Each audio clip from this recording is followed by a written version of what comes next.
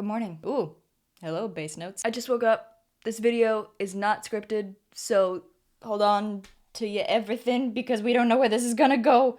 I sounded exactly like Jenna Marbles right there. Wow. I'm just gonna do my makeup and talk to y'all because it's been a couple weeks. I wrote my song Unavailable about the times where I feel like the me that I know has just sort of run away and doesn't want to come back for a bit. And, had a big long stretch of that. Now, one could make the argument that it was definitely started by the fact that I had an accident and broke my elbow and needed stitches and my knees were skinned and I went through 3 trips to the ER because of horrible med side effects.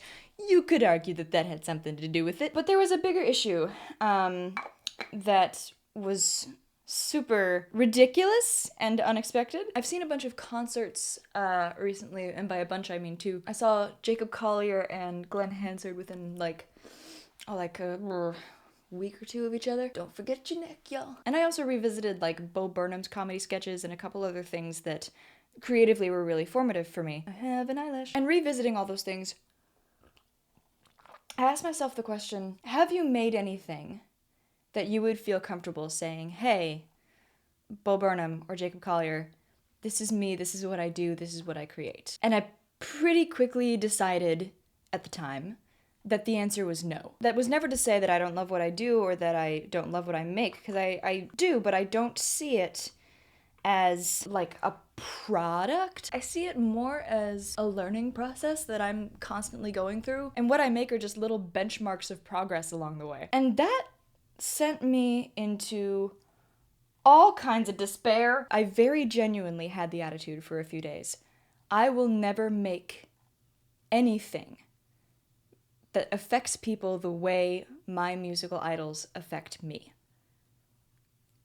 Which is not true, but it really felt true for a couple days.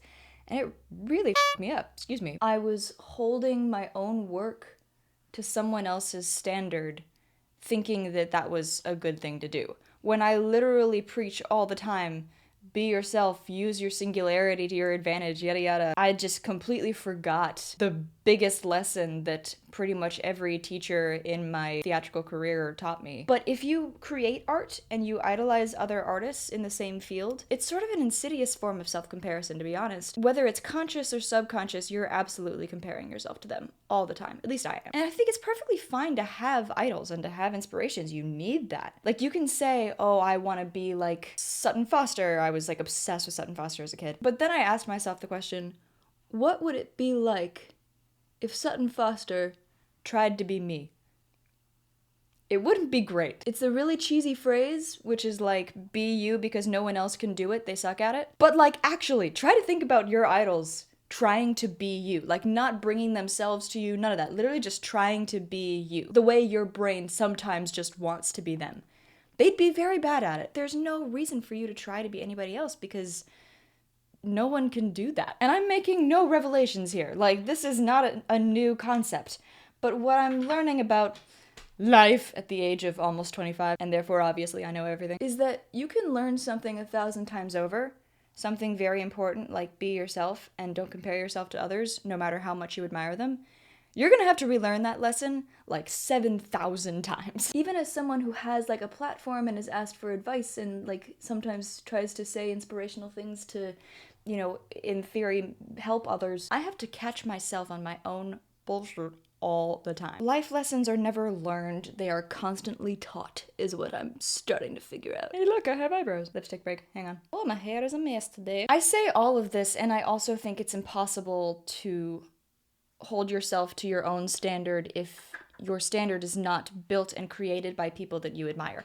It's a bit of a catch-22. If I have only ever heard disingenuously written crappy music for my entire life, that's what I would think was good, and so therefore I would write it.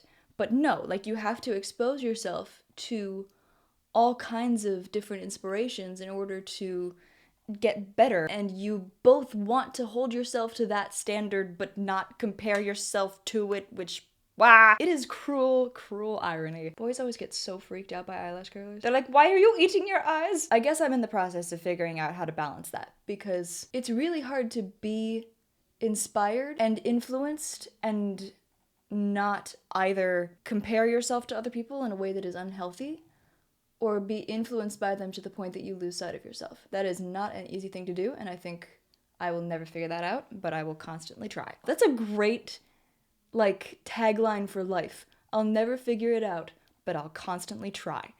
Nice. This is fine.